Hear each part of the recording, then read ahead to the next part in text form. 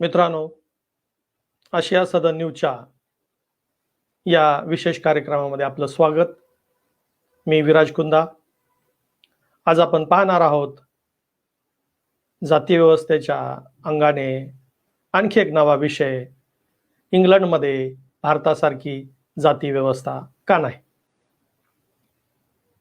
मित्रांनो, जाती व्यवस्था ही स्पर्धात्मक नसल्यामुळं, जाती व्यवस्था ही मुक्त व्यवहार नसल्यामुळं, जाती व्यवस्था ही आपल्यासाठी व्यक्तिविकासाचं क्षेत्र नसल्यामुळं, अवकाश नसल्यामुळं, जाती व्यवस्था ही एक विषमतावादी उत्पादन व्यवस्था असल्यामुळं, जाती व्यवस्था एक महत्त्वाच्या अंगाने शोषण आणि पीडनाची व्यवस्था बनल्यामुळं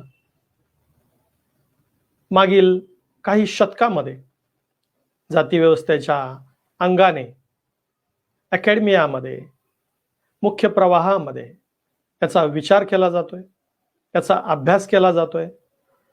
याच्यावरती, याच्या शोषण पीडनाला कमी करण्यासाठी, त्यावरती उपाय शोधण्यासाठी अनेक व्यवस्था, अनेक अभ्यास टीम ही नेमल्या जात आहेत.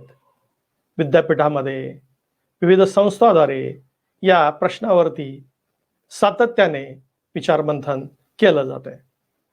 त्या पार्श्वभूमीवरती ही जी जाती व्यवस्था आहे, ही जाती व्यवस्था दक्षिण आशियन देशामधल्या, इतर देशामध्ये कमी जास्त प्रमाणामध्ये, परंतु भारतामध्ये संपूर्ण प्रदेशामध्ये पूर्ण अंशाने ही एक उत्पादन व्यवस्था म्हणून उभारली, उत्पादन व्यवस्था म्हणून विकसित झाली आणि नंतर कालौघामध्ये तिचं विसर्जन जे व्हायला हवं होतं, ते विसर्जन भारतामध्ये झालेलं नाही.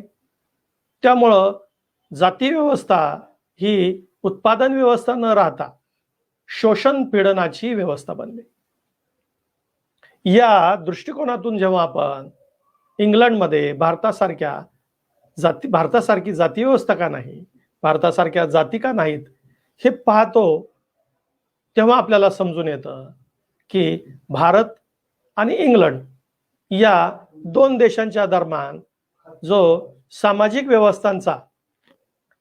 व्यवस्थांच्या विकासाचा, त्यांच्या प्रवासाचा जो फरक आहे, तो फरक मग स्पष्ट उभा राहतो. आता या पद्धतीनं या विषयाकडे पाहण्याचं कारण हे की जेव्हा आम्ही भारतीय जाती व्यवस्थेकडे पाहतो, या अर्थाने ती पाकिस्तानमध्येही आहे, या अर्थाने ती बांगलादेश, भूतान, बांगलादेश, श्रीलंका, पाकिस्तान या राष्ट्रामध्येही ती आहे. या शोषण पीडनाच्या व्यवस्थेच्या अनुषंगाने जेव्हा आम्ही त्याच्याकडे पाहतो, तेव्हा दक्षिण आशियामधील भारतामध्ये ती शोषण पीडनाची व्यवस्था आहे हे प्रकर्षाने जाणवतं. जेव्हा आपण त्याची तुलना इंग्लंडच्या समाजव्यवस्थेशी करतो, तेव्हा इंग्लंडमध्ये शोषण पीडन नव्हतं का? तर शोषण पीडन होतं. मग भारतामध्ये जे शोषण पीडन होतं, जाती व्यवस्थेच्या अनुषंगाने ते शोषण पीडन आलं, मग ते इंग्लंडमध्ये ज्या पद्धतीची समाज व्यवस्था होती, त्या समाज व्यवस्थेनं जे शोषण पीडन आलं, त्यातून मग जाती व्यवस्था का निर्माण झाली नाही? तर हा एक महत्वाचा प्रश्न आपण या चर्चेमध्ये याचं निराकरण करण्याचा प्रयत्न करणार आहोत. भारतामध्ये जाती व्यवस्था ही साधारणपणे 2000 वर्षाच्या या कालानुक्रमामध्ये विकसित होत गेलेली अभ्यासकांनी मांडलेलं आहे. मग जाती व्यवस्थेपूर्वी भारतामध्ये कोणती समाज व्यवस्था होती? तर आमच्याकडे पटकन हे उत्तर दिलं जातं की जाती व्यवस्थेपूर्वी भारतामध्ये वर्ण व्यवस्था होती. परंतु काय, वर्ण व्यवस्था नष्ट झाली आणि लगोलग जाती व्यवस्था सुरू झाली, असा एखाद्या समाजाचा विकासक्रम असतो का? तर अर्थातच नसतो. वर्ण व्यवस्थेचा विसर्जन तो एक वेगळा कालावधी घेतो. जाती व्यवस्थेची उभारणी तो एक वेगळा कालावधी घेतो. म्हणजेच या दोन समाज व्यवस्थेच्या संधी कालामध्ये, या दोन व्यवस्थेच्या विसर्जनामध्ये आणि एमर्जन्समध्ये जो कालावधी आहे त्या कालावधीचा जो अभ्यास व्हायला पाहिजे तो अभ्यास भारतामध्ये झालेला नाही. तो अभ्यास न झाल्यामुळं इंग्लंडमध्ये भारतासारखी जाती व्यवस्था का नाही या प्रश्नाचं उत्तर आपल्याला मिळत नाही. मग इंग्लंडमध्ये त्या समाज व्यवस्थेच्या शोषण पीडनामध्ये कोणती व्यवस्था होती? तर त्या कालावधीमध्ये भारतामध्ये जशी जाती व्यवस्था होती तशी त्या कालावधीमध्ये इंग्लंडमध्ये ही गिल्ड सिस्टम होती. मग गिल्ड सिस्टम इंग्लंडमध्ये होती, तीच व्यवस्था भारतामध्ये जाती व्यवस्था म्हणून होती. नावामधल्या फरकाने ते जे शोषण पीडन आहे ते शोषण पीडन बदलेल का? प्रश्न अगदी बरोबर आहे, परंतु याचं उत्तर नाही असं आहे. तर त्याचं कारण काय आहे की भारतातली जी जाती व्यवस्था आहे तिची जी गुणवैशिष्ट्य आहेत, तिचे जे दोष वैशिष्ट्य आहेत ते इंग्लंडमधल्या गिल्ड सिस्टमच्या गुणवैशिष्ट्यापेक्षा, दोष वैशिष्ट्यापेक्षा अगदी वेगळे आहेत. हे ते कारण आहे की भारतामध्ये जाती व्यवस्थेचं शोषण पीडन हे एका विकृत टप्प्यापर्यंत गेलं. इंग्लंडमधल्या गिल्ड सिस्टम मधलं शोषण पीडन हे गिल्ड सिस्टम विसर्जित झाल्यामुळं ते विकृतीच्या टोकापर्यंत गेलेलं नाही. म्हणजे एक मुद्दा आपल्या लक्षात आला की भारतामध्ये जी जाती व्यवस्था आहे तिचं विसर्जन झालं नाही. म्हणजे तिच्या एका विसर्जनाचा निश्चित काळ होता, त्या काळामध्ये तिचं विसर्जन न झाल्यामुळं शोषण पीडन हे तीव्रतर झालं. त्याच्या अगदी उलट गिल्ड सिस्टम मध्ये शोषण पीडन होतं, पण कालौघात तिच्या विकासक्रमामध्ये निश्चित एका टप्प्यावरती तिला विसर्जित व्हायला हवं होतं, तेव्हा ती विसर्जित झाली आणि नव समाज तिथून निर्माण झाला. आता हे दोन मुद्दे आहेत. पहिल्या टप्प्यामध्ये जाती व्यवस्था तिच्या विकासक्रमाच्या एका निश्चित टप्प्यावरती विसर्जित व्हायला हवी होती, नष्ट व्हायला हवी होती. त्याऐवजी ती नष्ट न होता ती त्याच पद्धतीनं उत्पादन व्यवस्था म्हणून काम करायला लागल्यामुळं ती अक्षम बनली. कशाला? त्या जाती व्यवस्थेमधल्या सदस्यांच्या आकांक्षाच्या पूर्तीसाठी, त्यांच्या स्वप्नाला पूर्ण करण्यासाठी ती अक्षम्य बनली, अव्यवहार्य बनली, म्हणून तिच्यामध्ये शोषण पीडन तीव्रतर झालं. त्याच्या अगदी उलट गिल्ड सिस्टम तिच्या समृद्धीच्या टोकावर गेल्यानंतर ती विसर्जित झाली. हा दोन महत्वाचा फरक आहे. जाती व्यवस्था ही तिच्या अगदी बद्ध व्यवस्थेमध्ये, बंद व्यवस्थेमध्ये, जरठीकरणामध्ये ही ती नष्ट झाली नाही. गिल्ड व्यवस्था तिच्या अगदी टोकावर, समृद्धीच्या अत्युच्च बिंदूवर असताना ती विसर्जित झाली. आता या दोन संध्या आहेत.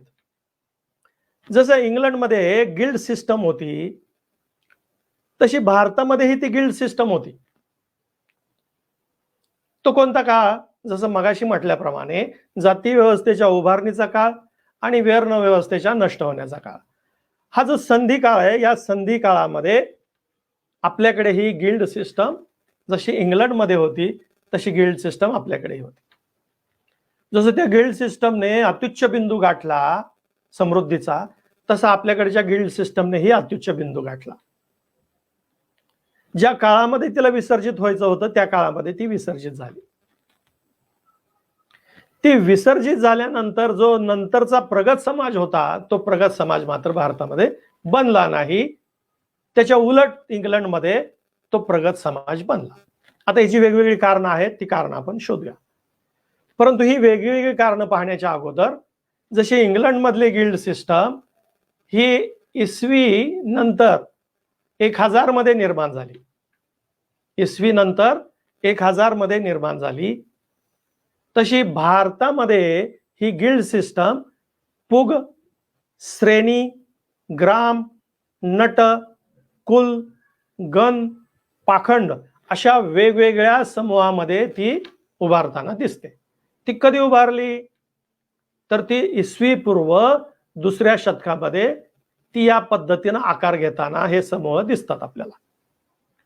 इसवी पूर्व 3ऱ्या शतकामध्ये अशा पद्धतीनं डिसइंटिग्रेट होणारे लोक कशातून? वर्ण व्यवस्थेमधून.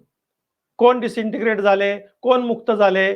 तर जे दास होते, कम्मकर, जे दास होते शेतातले, जे दास होते घरातले, म्हणजेच गृहदास, कृषीदास आणि दास कम्मकर हे मुक्त झाले आणि त्यांचं जे श्रम आहे त्याचं फळ ते आता दासाच्या मालकाला न मिळता, जनपदांच्या मालकांना, स्वामींना न मिळता, ते आता ते पूर्ण उत्पन्न दास कम्मकारांना, कृषीदासांना, गृहदासांना मिळू लागलं.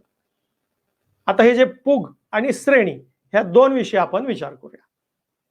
ह्या ज्या श्रेणी होत्या तो कच्चा माल पक्का करून विकणाऱ्याच्या श्रेणी होत्या.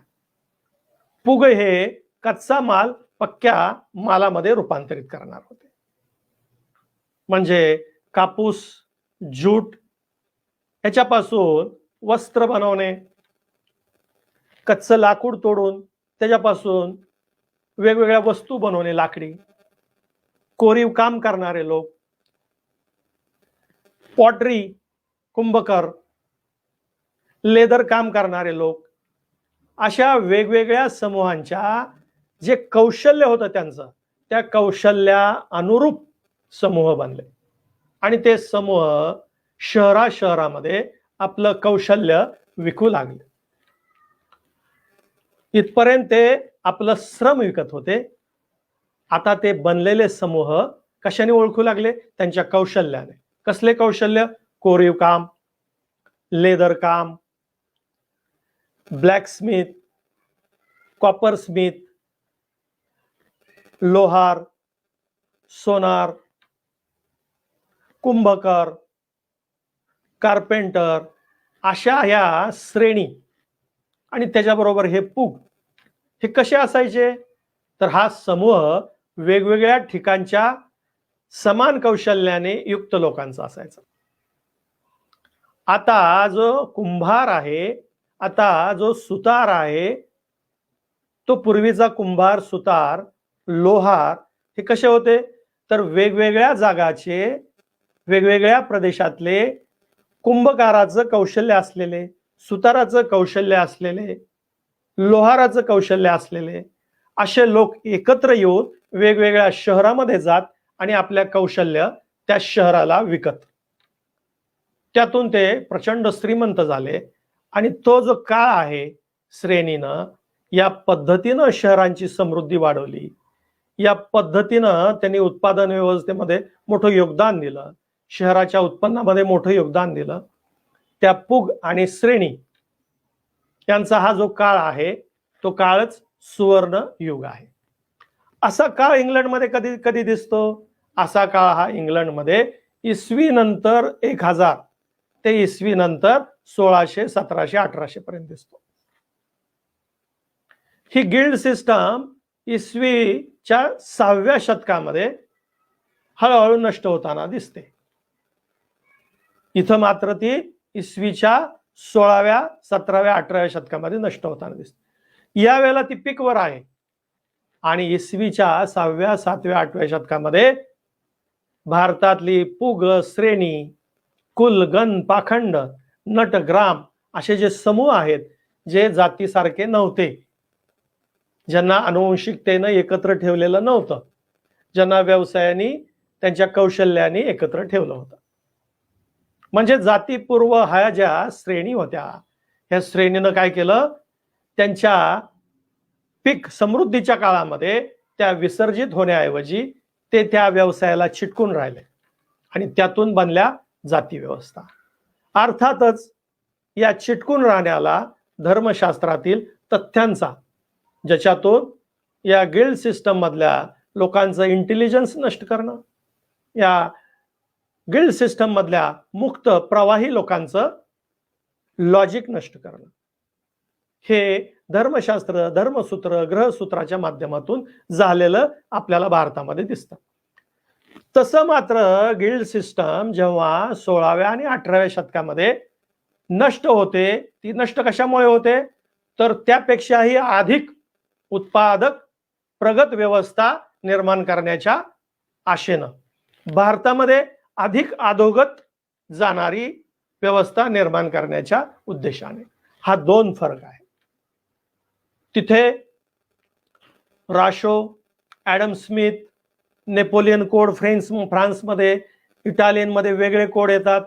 हे विद्वान तिथं उभा राहिले आणि त्यांनी गिल्ड सिस्टमपेक्षाही प्रगत सिस्टम, कॉर्पोरेटची प्रगत सिस्टम निर्माण करण्यासाठी कंबर कसली, आपली बुद्धिमत्ता त्या पणाला लावली. भारतामध्ये त्याच्या उलट काय झालं की ह्या गिल्ड नंतर गिल्डला त्याच क्लोज्ड इकॉनॉमीमध्ये त्यांना मुक्त न होऊ देता त्याच क्लोज्ड इकॉनॉमीमध्ये त्यांना आनुवंशिकतेनं बांधून ठेवलं.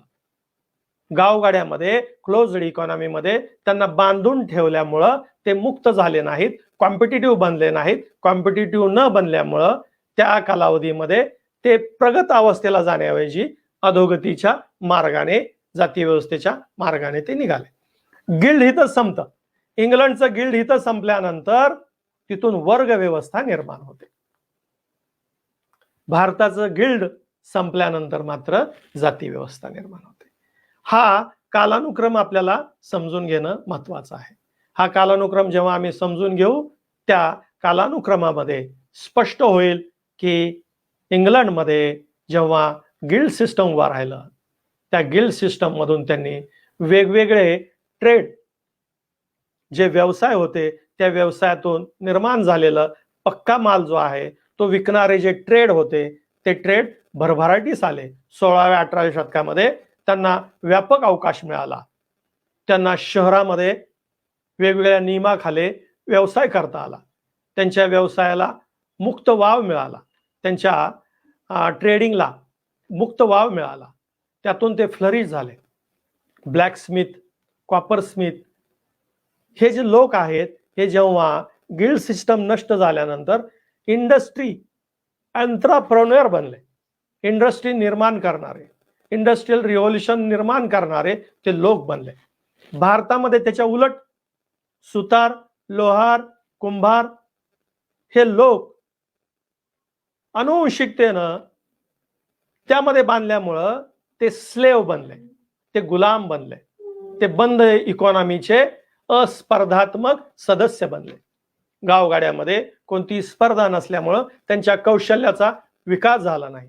इकडे गिल्डच्या मुक्तीनंतर गिल्डच्या कौशल्याचा प्रचंड विकास झाला आणि जगातली ही युरोपियन राष्ट्र इंडस्ट्रियल रिव्होल्यूशनच्या जोरावरती सर्व जगभर आपली सत्ता लादू शकले.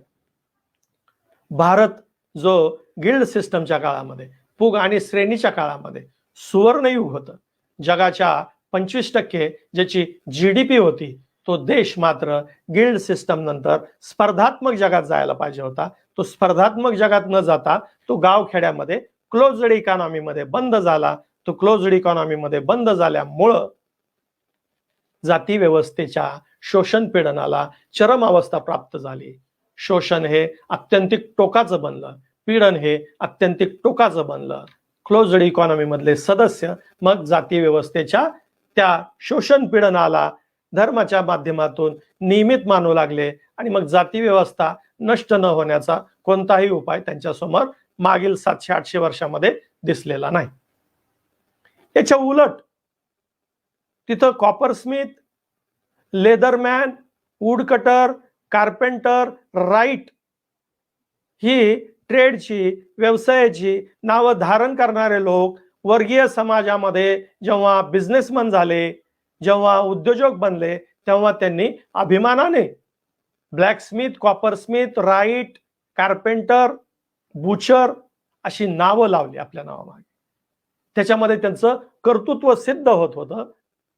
एका गिल्डच्या व्यवस्थेतून एक इंडस्ट्रियल, एक उद्योजक बनण्यापर्यंतचा त्यांचा प्रवास जो आहे तो त्यांच्यासाठी अभिमानाचा होता. भारतीय परिप्रेक्षामध्ये जेव्हा गिल्ड नष्ट झाली त्यातून निर्माण झालेली जी जाती व्यवस्था आहे त्या जाती व्यवस्थेनं शोषण पीडन मात्र तीव्रतर केलं. त्यांच्या प्रगतीची जी संधी होती, त्यांच्या प्रगतीचा जो अवकाश होता तो गावखेड्यामध्ये बंद केला. गावखेड्यामध्ये बंद झालेला हा जो अवकाश आहे त्या अवकाशातून त्यांच्या मनामध्ये न्यूनगंड निर्माण झाला. त्या न्यूनगंडामधून कॉपरस्मिथ, कार्पेंटर ही नावं लावणं ही भारतामध्ये त्याज्य झालं. याच्या अगदी उलट अमेरिकेमध्ये ब्लॅकस्मिथ हे नाव 25 लाख फॅमिलीचं आजही ते लोक अभिमानाने बाळगतात. आपल्या भूत आयुष्यामधलं ब्लॅकस्मिथ हे नाव स्मिथ ते आज अभिमानाने लावणारे अमेरिकेमध्ये 25 लाख फॅमिली आहे.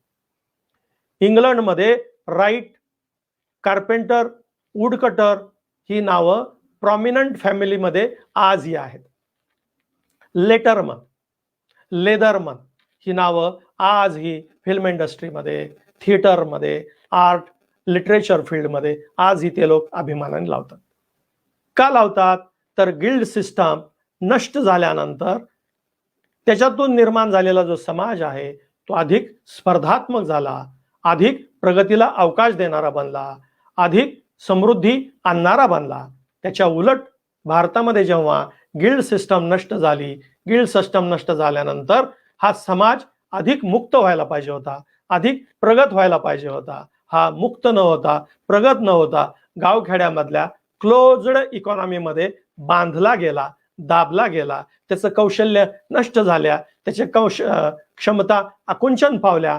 त्यानंतर तो व्हलनरेबल बनला, त्याच्या मनामध्ये न्यूनगंड आणला. त्या न्यूनगंडाला पोसण्यासाठी धर्मसूत्र, ग्रहसूत्रांनी अत्यंत महत्वाची भूमिका बजावली आणि तो न्यूनगंड बळकट केला. त्यातून कोणत्याही पद्धतीनं आपल्या नावाचा अभिमान त्याच्या मनामध्ये नष्ट झाला. त्यामुळं आज आपण पाहतो एका ठिकाणी अमेरिकेमध्ये 25 लाख फॅमिली अभिमानाने लोहार हे नाव लावतात. भारतामध्ये अशा पद्धतीनं कारुनारू जाती, सेवेकरी जाती आपली आडनाव बदलून आपली जात लपवण्याचा प्रयत्न करतात. हा जो विषय आहे हा विषय हिस्टॉरिकल मटेरियलिझम, मार्क्सवादाच्या कॉम्रेड शरद पाटीलियन, भूप्रवाही, अब्राह्मणी, विधायक या 3 आयामांना जोडून ही गिल्ड, इंग्लंड आणि युरोपियन देशांमधली सिस्टम आणि ही श्रेणी पुग ही भारतामधली सिस्टम आणि मग त्याचे नष्ट होण्यानंतरचे परिणाम आणि याच्या नष्ट होण्यानंतरचे परिणाम. इंग्लंड अमेरिकेमधल्या गिल्ड सिस्टम नंतर वर्गीय समाज आला, तिथे जाती समाज आलेला नाही. का? तर तो बांधून ठेवला नाही. भारतामध्ये ह्या गिल्ड, पुग आणि श्रेणी नष्ट झाल्यानंतर हा समाज बांधला, हा समाज दाबला, हा समाजाच्या क्षमता आकुंचन पावल्या, त्याचं कौशल्य नष्ट झालं. त्यामुळं तो स्पर्धात्मक उरला नाही, तो व्हलनरेबल बनला आणि मग शोषित, पीडित या समाजाचा न्यूनगंड बळकावत गेला आणि त्यातून जाती व्यवस्था हेच आपलं कर्म, जाती व्यवस्था हेच आपलं भाग्य, अशा परिस्थितीमध्ये तो राहू लागला. त्याच्या उलट इकडे इंग्लंड, अमेरिका आणि युरोपियन देशामध्ये हा जो स्पर्धात्मक अवकाश आहे हा निर्माण करण्यासाठी बुद्धिजीवी आपली बुद्धी पणाला लावत होते. त्याच वेळेला इकडे त्या काळातले बुद्धिजीवी आपली बुद्धी लावून ही क्लोज्ड इकॉनॉमीमध्ये हे कौशल्य नष्ट होण्याचा प्रयास करत होते. त्यामुळं भारतामध्ये शोषण पीडनाची जाती व्यवस्था बनली. त्याच्या अगदी विरोधात इंग्लंड, अमेरिकेमध्ये अशी शोषण पीडनाची व्यवस्था बनली नाही. इथं बुद्धिजीवी महत्वपूर्ण ठरतात, भारतामध्ये जाती व्यवस्था आणण्यासाठीही बुद्धिजीवी महत्वपूर्ण ठरतात. जसं भारतामध्ये पाखंड हे धर्माशी संबंधित जातीपूर्व समूह होते तसे इंग्लंडमध्येही होते. इंग्लंडमध्येही रिलिजियस सेक्ट असणारे हे गिल्ड समूह होते. परंतु या बुद्धिजीवीच्या इंटेलिजन्स पुढं त्यांचं फारसं चाललेलं नाही. भारतात ही बुद्धिजीवी होते, परंतु रिलिजियस बुद्धिजीवी पुढं यांचं चाललं नाही. हा पराभव आणि हा इकडचा विजय, हे एक दुसरं महत्वाचं कारण. तिसरं महत्वाचं कारण, भारतामध्ये का जाती व्यवस्था बनली आणि इंग्लंडमध्ये का जाती व्यवस्था बनलेली नाही. ॲडम स्मिथ, रॉशो, फ्रान्समधलं नेपोलियन कोड, असे जे प्रयास झाले त्या प्रयासामध्ये स्पष्ट आहे की व्यवहार धर्म बनला. कशाचा? गिल्ड व्यवस्था नष्ट करून अधिक प्रगत व्यवस्था आणण्याचा. भारतामध्ये अशा पद्धतीनं जाती व्यवस्था नष्ट करून नवीन प्रगत समाज आणायचा एक तरी व्यावहारिक धर्म बनला का? एक तरी ग्रहसूत्र अशा पद्धतीनं सांगतं का? एक तरी धर्मसूत्र अशा पद्धतीची मांडणी करतं का? नाही. हे तिसरं कारण भारतामध्ये जाती व्यवस्था का आली, इंग्लंडमध्ये जाती व्यवस्था का नाही आली. मित्रांनो, अशा पद्धतीनं इंग्लंडमध्ये जातीय व्यवस्था न येण्याचं कारण आणि दक्षिण आशिया देशामध्ये भारतासह इतर 6 देशामध्ये जाती व्यवस्था येण्याचं कारण, याच्यामध्ये सर्वात महत्वाचं कारण आहे की मुक्त अशी जातपूर्व जो समाज आहे, तो समाज त्याचं जे कौशल्य आहे ते कौशल्य क्लोज्ड इकॉनॉमीमध्ये नष्ट करतो. इंग्लंडमध्ये ते त्याचं कौशल्य फ्री मार्केटमध्ये विकसित करतो. तिथं इंग्लंडमध्ये बुद्धिजीवी हे अशा प्रगत समाज व्यवस्थेची, गिल्ड व्यवस्था ही प्रगतच होती. गिल्ड व्यवस्थेपेक्षा प्रगत समाज निर्माण करण्यासाठी आपली बुद्धी पणाला लावत होते. भारतामध्ये त्याच काळामध्ये गिल्ड व्यवस्था नष्ट झाल्यानंतर मुक्त स्वतंत्र होणाऱ्या समाजासाठी कोणतंही धर्मसूत्र ग्रहसूत्र प्रयत्न करताना दिसत नाही. आणि तिसरा महत्वाचा जो मुद्दा आहे त्या मुद्द्यामध्ये कौशल्य जे आहे ते कौशल्य गिल्ड मधलं आणि जाती व्यवस्थेतलं ते कौशल्य न्यूनगंडाचं मूळ कारण बनलं. त्याच्यासाठी भारतीय व्यवस्थेमध्ये धर्मसूत्र कारणीभूत ठरतात का? तर ते जाती व्यवस्थेला अनुवंशिक करत त्याच्यातला इंटेलिजन्स आणि त्याच्यातली रिझनिंग पॉवर नष्ट करतात.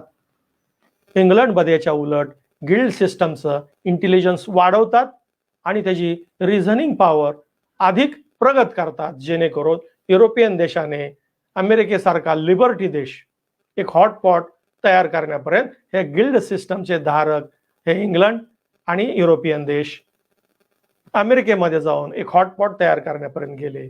भारतामध्ये ह्या गिल्ड सिस्टम नंतर त्यांना क्लोज इकॉनॉमीमध्ये डांबलं आणि त्या कौशल्यामध्ये ते मिनमिनत राहिले. यानंतरचं प्रगत असं कौशल्य जे एंटरप्राइजमध्ये, जे कॉटेज इंडस्ट्रीमध्ये, जे त्यानंतरच्या कॉर्पोरेटमध्ये परिवर्तित होणार होतं ते परिवर्तित झालं नाही. ते एका मोठ्या कालावधीमध्ये 700 ते 800 वर्षाच्या त्याच अवस्थेमध्ये मिनमिनत झाले. त्यातून निर्माण झालेला जो न्यूनगंड आहे तो न्यूनगंड त्यांना जातीय व्यवस्थेच्या बाहेर पडू द्यायला भाग पाडत नाही. हा न्यूनगंड आणण्याचं कारण भारतामध्ये धर्मसूत्र ग्रहसूत्राच्या माध्यमातून या गिल्ड सिस्टम मधल्या या जातीय व्यवस्थेमधल्या सदस्यांचं इंटेलिजन्स बुद्धिमत्ता आणि रिझनिंग काय बरं आणि काय वाईट हे ठरवण्याचं क्षमता नष्ट करतात. याच्या उलट इंग्लंडमध्ये ॲडम स्मिथ, रोशो, फ्रान्समध्ये नेपोलियन कोड, इटलीमध्ये वेगळ्या पद्धतीची रचना व्यवहार धर्म बनवतात आणि गिल्ड सिस्टम मधल्या सदस्यांची इंटेलिजन्स आणि रिझनिंग पॉवर वाढवण्याचं हेतुपुरस्पर काम करतात. भारतामध्ये ते नष्ट करण्याचं हेतुपुरस्पर काम होतं. त्यामुळे भारतामध्ये जाती व्यवस्था जी आहे ती जाती व्यवस्था प्रवाही जाती व्यवस्था बंद होते आणि ती इंटेलिजन्स आणि रिझनिंग क्षमता सदस्यांची नष्ट करते. त्यामुळं नवा काय समाज असतो, नवी काय प्रगतीची वाट असते, ही प्रगती 700-800 वर्षाच्या मोठ्या कालावधीमध्ये त्यांना समजली नाही. त्यासाठी मोठा वाटा हा धर्मसूत्र आणि ग्रहसूत्राचा आहे.